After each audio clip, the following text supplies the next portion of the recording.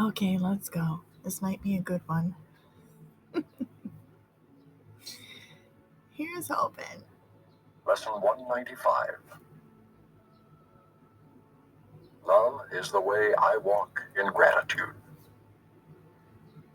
Gratitude is a lesson hard to learn for those who look upon the world amiss. All right, so I have to let go of denial before this is going to make sense. Gratitude is a lesson hard to learn for those who look upon the world amiss. Okay, so if I believe I'm a person and I'm looking out at bodies, guilty bodies, I look at the world amiss. That's everyone. Everyone looks at the world amiss. The most that they can do is see themselves as better off than others, and they try to be content because another seems to suffer more than they. Wow. Wow. Oh my God. The most that they can do is see themselves as better off than others. This is egos. And they try to be content because another seems to suffer more than they. How many times have you seen this dynamic when people break up? As long as they're suffering, as long as we're not together and I'm better off. How pitiful and deprecating are such thoughts. For who has cause for thanks while others have less cause? And who could suffer less because he sees another suffer more? Wow. Your gratitude is due to him alone who made all cause of sorrow disappear throughout the world. So my gratitude is due God because what is the only happiness? The only happiness is God's love. And through the forgiveness of all these other self destructive things that keep me from knowing who I am, I go back to God's love. And that is the only thing to be grateful for. And that is the thing that pours out evenly upon everyone. It is insane to offer thanks because of suffering. Right? They're starving over here, but over there, but I'm in America. But it is equally insane to fail in gratitude to one who offers you the certain means whereby all pain is healed and suffering replaced with laughter and with happiness. Nor could the even partly sane refuse to take the steps which he directs and follow in the way he sets before them to escape a prison that they thought contained no door to the deliverance they now perceive. Your brother is your enemy because you see in him the rival for your peace, a plunderer who takes his joy from you and leaves you nothing but a black despair so bitter and relentless that there is no hope remaining. Now is vengeance all there is to wish for. Are we ready to admit to this? I am. I've got relationships walking right through my mind. Now can you but try to bring him down to lie in death with you, as useless as yourself, as little left within his grasping fingers as in yours. You do not offer God your gratitude because your brother is more slave than you, nor could you sanely be enraged if he seems freer. Love makes no comparisons, and gratitude can only be sincere if it be joined to love. We offer thanks to God our Father that in us all things will find their freedom.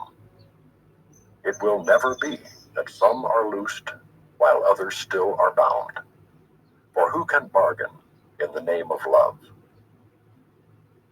Therefore give thanks, but in sincerity, and let your gratitude make room for all who will escape with you, the sick, the weak, the needy and afraid, and those who mourn a seeming loss or feel apparent pain, who suffer cold or hunger, or who walk the way of hatred and the path of death. All these go with you. Let us not compare ourselves with them, for thus we split them off from our awareness of the unity we share with them as they must share with us. We thank our Father for one thing alone, that we are separate from no living thing, and therefore one with Him. So we do the contemplative meditation the way Jesus has been teaching in these lessons and the way Joel Goldsmith teaches. And at first we contemplate God. And anything we believe about a relationship that isn't love, anything and everything, is put up on the screen for us in our mind for forgiveness. And we can look right at it and see our brother's hatred is not the truth. Hatred being spewed at us is not the truth. And this is why Jesus got on the cross, to show us that he was able to keep his mind in complete innocence, and he didn't experience what he said appeared to be an assault, a betrayal upon his body. A guiltless mind cannot suffer. And these relationships that are real, not real, filled with hate, the cause of them is not real. They're not real. And we rejoice that no exceptions ever can be made which would reduce our wholeness, nor impair or change our function to complete the one who is himself completion. We give thanks for every living thing, or otherwise we offer thanks for nothing, and we fail to recognize the gifts of God to us. Then let our brothers lean their tired heads against our shoulders as they rest a while. We offer thanks for them, for if we can direct them to the peace that we would find, the way is opening at last to us. An ancient door is swinging free again. A long-forgotten word re-echoes in our memory and gathers clarity as we are willing once again to hear. Walk then in gratitude the way of love, for hatred is forgotten when we lay comparisons aside. Hatred is forgotten when we lay comparisons aside. Those which I would compare myself to, I have hatred for, and those who would compare themselves to me have hatred for me. What is that hatred? Is it real? Is it the truth? This is the belief that we are limited, frail, wanting bodies, and it's a lie. It's a lie. There's something wanting to live through us, live through our consciousness as bodies, something filled with hate and deprivation. And it wants to go to war with its false relationship with God. It's all the ego's relationship with its false God that he's talking about right here, this hatred. What more remains as obstacles to peace?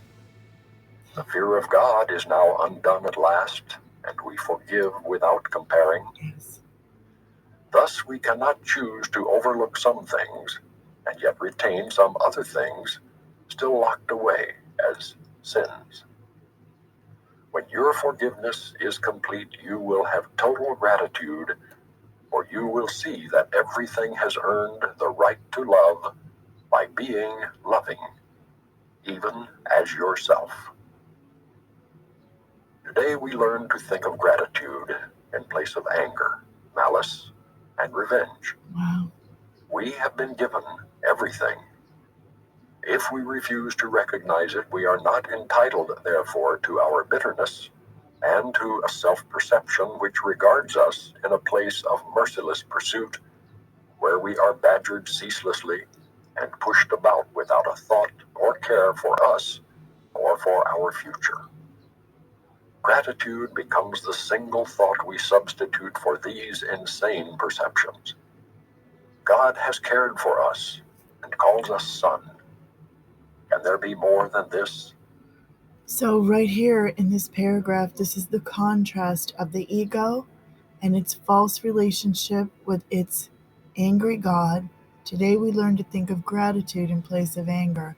So he wants us to go into our Christ divine mind and have gratitude for the spiritual world, beyond what the bodies see and what the senses perceive. We replace anger, malice, and revenge. He wants us to go beyond physicality and rest in the arms of God and know that all of this other stuff is made up. God has cared for us and calls us son. Can there be more than this? Our gratitude will pave the way to him and shorten our learning time by more than you could ever dream of. Gratitude goes hand in hand with love. Wow. And where one is, the other must be found. For gratitude is but an aspect of the love which is the source of all creation. God gives thanks to you, his son, for being what you are. So the ego is always comparing things in form. And the Christ divine, which is the truth of us, is in a continuous state of gratitude, continuously bonding with itself, appreciating itself. Christ divine in a cup, Christ divine in a brother, Christ divine in a house, Christ divine in a cat. And Christ divine is the Son of God. His own completion and the source of love along with him. Your gratitude to him is one with his to you. For love can walk no road except the way of gratitude, and thus we go, who walk the way to God. So you see that? For love can walk no road except the way of gratitude, and thus we go, who walk the way to God. The ego is terrified of God. It's terrified of love. And these lessons are gently showing us who and what we think we are. And we can't be in denial of the hate that hides in our mind. And Jesus wants us to see it and look right at those lightning bolts in that dark storm and to forgive it and see this is not the truth. It's not the truth. I'm Christ divine, and I would forgive these images because I'm innocent and I'm pure, as is my brother. And hate is not the truth of my brother, and hate is not the truth of